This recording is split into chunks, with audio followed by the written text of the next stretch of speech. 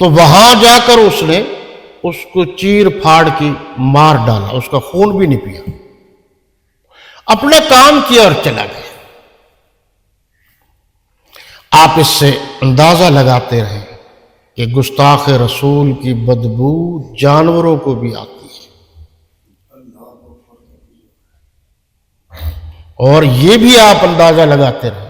آگے بات آ رہی ہے، میں حوالہ دوں گا اس کے، میں نے آپ کو 2 حوالے دے دیے، یہ صرف تفسیر کی بات ہے، باقی کوئی بات نہیں،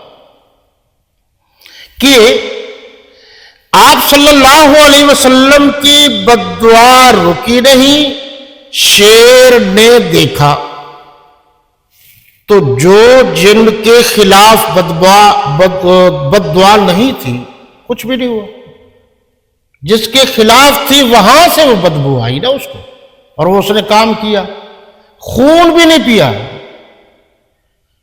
اس کے لیے تو خون حرام نہیں ہے، وہ تو جانور تھا، جانور ہونے کے باوجود گستاخ رسول کا اس نے خون پینا بھی حرام سمجھا ہے۔ حضور صلی اللہ علیہ وسلم کو بھی اس بات کا پتہ چل گیا۔ آپ صلی اللہ علیہ وسلم کے ساتھ یہ باز نہ آیا ابو لہب، پھر بھی باز نہ آیا۔ اس کی بیوی تھی، اس کا نام تھا اروا ام جمیل بنت امیہ، یہ اس کی بیوی تھی جو ابو سفیان کی بہن تھی۔ اچھا، بعض لوگوں کو اللہ نے بہت کچھ دیا ہوتا ہے لیکن وہ کنجوس بھی بہت ہوتے ہیں۔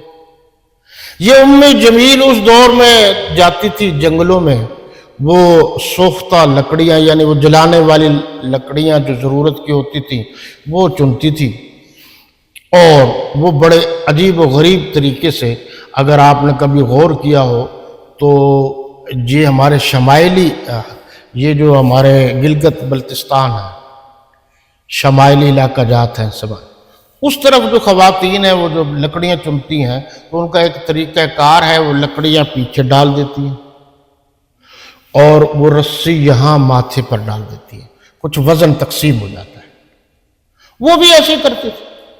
لیکن بعض مفسرین نے لکھا ہے کہ یہ تشبیہ ہے، وہ عرب کے رؤساء ہیں، ان کو کیا ضرورت تھی۔ اب لکھا ہے کہ جناب وہ جب آئی تو راستے میں تھکی تو ایک دیوار کے ساتھ اس نے سہارا لگایا، بیٹھ گئی، تو وہ رسی جو تھی وہ یوں نکلی یہاں سے ماتھے سے اور گردن میں آ گئی، وہ پھنس گئی۔ اچھا، وہ رسی کس چیز کی تھی؟ مفسرین نے یہ بات لکھی ہے کہ ایک تو مونج کی، یعنی کھجور وغیرہ کی، بعض نے لکھا چاہے لوہے کی بھی ہو، کسی چیز کی بھی رسی تھی، اس سے وہ مر گئی۔ لیکن یہ مری اپنے خاوند کے بعد، یعنی خاوند کب مرا ابو لہب؟ جنگ بدر جو اسلام کی پہلی جنگ ہے جب وہ ہوئی، اور 313 مسلمانوں نے کامیابی حاصل کی کفار پر، اور کفار تڑپے کہ اب مسلمان ہمیں نہیں چھوڑتے۔ علامہ اقبال نے بھی کہا تھا کہ تو مقام بدر پیدا کر، اتر سکتے ہیں فرشتے تیری نصرت کو اب بھی۔ میں خلاصہ بیان کر رہا ہوں، یہ مقام تو لے آنا، پھر فرشتے اتریں گے نا۔ تو ہوا یہ کہ اس کے بعد جب یہ خبر پہنچی، اور خبر پہنچانے کا اس دور میں طریقہ کار یہ تھا کہ جو اس جنگ میں نہیں گیا بدر میں کفار کی طرف سے، تو ان کو آرڈر تھا کہ آپ مشرکین یعنی کفار کی طرف سے کہ کوئی اپنے جگہ پر آدمی بھیجے، یعنی یہ ایسا نہیں ہوگا کہ آپ خالی جائیں، یعنی اتنے آدمی تھے۔ ایک آدمی نے دیکھا کہ بہت ہوا، بہت کچھ ہو گیا، جو بڑی گردن والا تھا، جو کہلاتا تو ابو الحکم تھا ابو جہل، اس کو بھی چھوٹے بچوں نے بڑی بے دردی سے قتل کر دیا۔ ان کے الفاظ کہہ رہا ہوں، اور ساتھ ہی مرنے والے نے کہا اتنی تو میری لاج رکھ لو کہ ذرا گردن نیچے سے کاٹو تاکہ پتہ چلے کسی بڑے آدمی کی گردن کٹی۔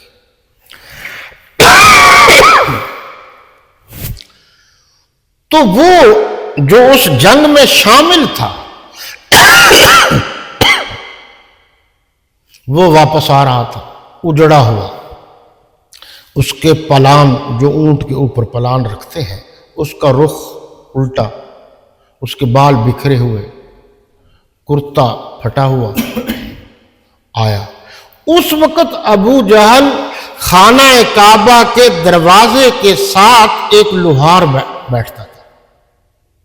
وہ اندرونی طور پر مسلمان ہو گیا تھا، لیکن مشرکین مکہ کے شور شرابہ اور ڈر اور خوف کی وجہ سے اس نے اپنا اسلام ظاہر نہیں کیا۔ وہ یہ کہ جیسے وہ بیٹھا تھا تو اس کو وہاں آواز جو آیا، اس نے آواز زور سے لگا کے دی، زور سے آواز دی کہ بھی مسلمان کامیاب ہو گئے ہیں، کفار مشرکین ہار گئے ہیں، بہت ان کی ذلت ہوئی ہے، رسوائی ہوئی ہے۔ وَلَقَدْ نَصَرَكُمُ اللَّهُ بِبَدْرٍ وَأَنْتُمْ أَذِلَّةٌ۔ اچھا، اس نے غصے سے اپنی کمان نکالی، ابو لہب نے اس لوہار کو دے ماری، لوہار کے گھٹنے پر وہ کمان لگی۔ بس جیسے ہی اس کو کمان لگی اس کے منہ سے نکلا الحمدللہ۔ ابی لہب نے اس غصے میں لگا کہ اچھا تو بھی الحمدللہ کہہ رہا ہے تو بھی مسلمان۔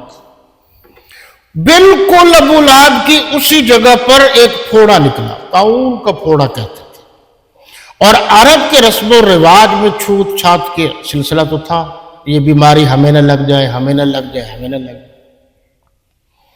اس کے بعد اس کو بند کر دیا گیا گھر میں، وہ پانی نکلتا تھا، دوسرے جسم کے حصے پر پانی پڑتا، پھر وہاں پھوڑا نکل آتا، پھر آگے پڑتا نکل آتا، یوں اس کا پورا جسم پھوڑوں کی زد میں آ گیا۔ اب وہ اپنے گھر کے کمرے میں علیحدہ تھا، وہیں وہ مر گیا۔ اب مفسرین نے دو باتیں لکھی، ایک بات تو یہ لکھی ہے کہ وہ جس گھر میں مر گیا اس گھر کے پتھر جو اس وقت اینٹوں کا کام کرتے تھے، پتھر ان کو نکالا، چھت گر گئی اور اس کو وہیں دبا دیا کیونکہ اس سے بدبو آ رہی تھی۔ بعض نے لکھا کہ نہیں، بدبو آئی اور بدبو پھیلی۔ لوگوں نے ابی لہب کے بیٹوں سے کہا کہ اتنے مال کے وراثت کے مالک بن رہے اور ابو کا خیال نہیں کیا۔